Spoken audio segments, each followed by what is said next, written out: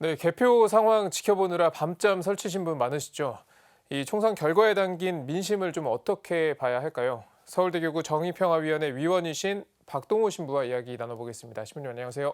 네, 안녕하십니까. 자, 먼저 이번 총선 결과 네네. 어떻게 지켜보셨습니까? 저는 뭐 조금 전에 말씀하신 것처럼 예. 총선이든 대선이든 이제 민주주의 사회에서는 민심을 네. 반영한다 이런 원론적인 얘기를 하잖아요. 우리말에도 민심은 곧 천심이라고 예. 했고 또 홍익인간의 그 천심은 널리 인간을 이롭게 하는 거잖아요. 네.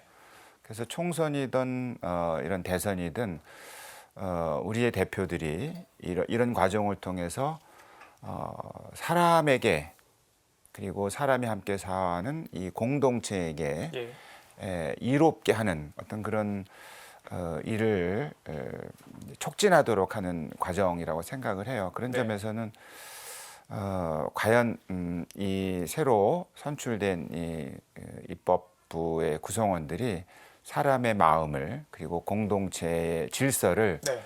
위해서 헌신적으로 일해 줄까 그런 기대도 있고 또 한편으로는 여태까지 과정을 놓고 보니까 조마조마하기도 합니다. 네. 앞으로 지켜봐야죠. 네. 결과는 이런 네. 결과는 예상을 하셨었나요? 기대는 했었는데 네. 이 정도까지는 몰랐고요. 다만 이제 지난 18대 그다음에 지난 19대, 20대는 뭐 동물국회니 식물국회니 이런 네. 일종의 좀 오명이 좀 있지 않았습니까? 예. 그런 점에서 얼마나 잘할 수 있을까 예. 그런 어떤 그 주저함도 사실은 있어요. 왜냐하면 말씀드린 것처럼 이 선거를 통해서 사람을 위하고 공동체를 위한다는 게 원론이거든요. 네. 원론인데 막상 그 과정에 들어가게 되면 특정 집단의 이해관계에 따라서 이 국회 입법기관이 제 기능을 못한 경우들이 많고 네. 그렇다 보면 시민들에게는 뭐 때로는 이제 불편함을 주기도 했던 것이거든요. 그렇게 보면은 이 정치적인 이제 특정 집단의 이해관계가 입법부 안에서 작동하게 되는 걸 우리 교회는 정치의 부패라 그러고 네. 그 정치의 부패는 사람과 공동체에 심각한 위협이 된다고 하는데 바로 그런 모습들이 동물국회라느니 식물국회라느니 그런 오명을 우리에게 준 거거든요. 이번에는 과연 그것을 극복할 수 있을까? 약간은 그 우려도 됩니다. 네. 네. 자, 그러면 신부님께서는 네네. 이 투표에 참여하실 때 네네. 좀 어떤 점을 가장 중요하게 보셨는지도 궁금합니다. 저는 뭐 사회교리의 관점에서 말씀드리고 또 그걸 실천하는 입장에서 보면 우리 교회는 뭐 정치가 됐든 네. 경제가 됐든 문화가 됐든 제도가 됐든 법이 됐든 모두가 사람을 위한 것이어야 하고 한 걸음 더 범위를 넓혀서 공동체의 선익을 위한 것이다. 그건 네. 뭐 너무나 평범한 상식이잖아요.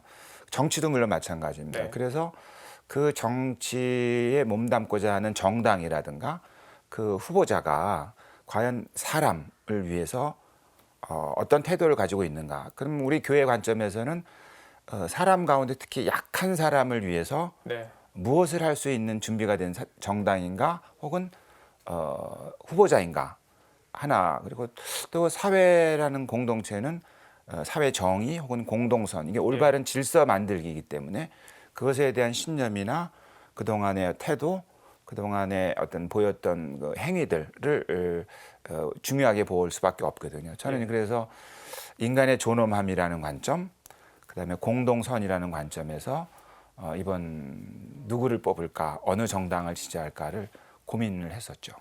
그래서 이런 네.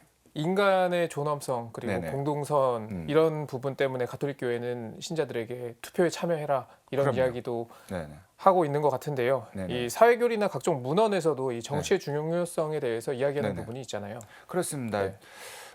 말씀드린 것처럼 종교든 교회든 예. 정치든 국가든 경제든 기업이든 사실은 사람을 위한 것이고 공동체를 위한 것입니다. 여기서 공동체는 물론 작게는 가족, 네. 넓게는 지역사회, 더 넓게는 국가, 더 넓게는 인류이고 최근에 프란치스코 교황께서는 생태 문제까지도 이 공동체 차원으로 넓히거든요. 그러니까 정치가 됐든 경제가 됐든 문화가 됐든 종교가 됐든 사람에게 그리고 공동체에게 특히 미래에까지도 포함해서 기여해야 된다, 이바지해야 된다, 봉사해야 된다 하거든요.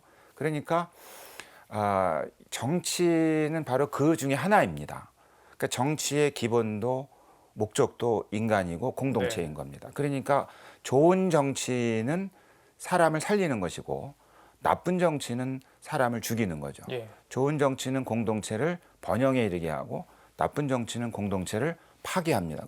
극단적인 사례는 전쟁 같은 겁니다. 예. 그렇기 때문에 교우들은 복음화라는 사명을 수행해야 될 하느님의 부르심에 응답했다면 사람을 살리는 일, 공동체를 살리는 일, 그중에 정치에 적극적으로 관심을 가져야 되고 좋은 정치가 이루어지도록 책임 있는 행위를 해야 되는 것이죠. 그럼에도 네네. 우리 일부 신자들 가운데에는 네네. 교회가 왜 정치에 개입하느냐 네네. 이런 말씀을 하시는 분들이 있어요. 그런 그래서- 경우는요. 네.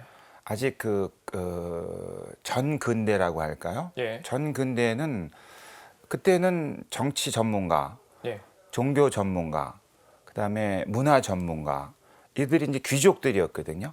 이 모든 분들 위에 이제 왕이 있었고 네. 나머진 백성이었고 천민이었잖아요. 예. 그때는 정치 전문가는 정치 전문가 정치를 맡고 네. 경제 전문가는 경제를 맡고 그리고 종교 전문가는 종교니 맡고 문화 전문가 이렇게 하고 이 백성과 평민은 주권이 없었어요. 네. 선택이 없었고 하라는 대로 했었죠. 그때를 우리는 전근대라 그러고 신분 계급 사회라 그러고 봉건이라 그러거든요. 근데 근대는 주체입니다. 내가 정치를 하고 내가 경제 생활을 하고 내가 문화 생활을 하고 내가 종교 생활을 하는 거예요.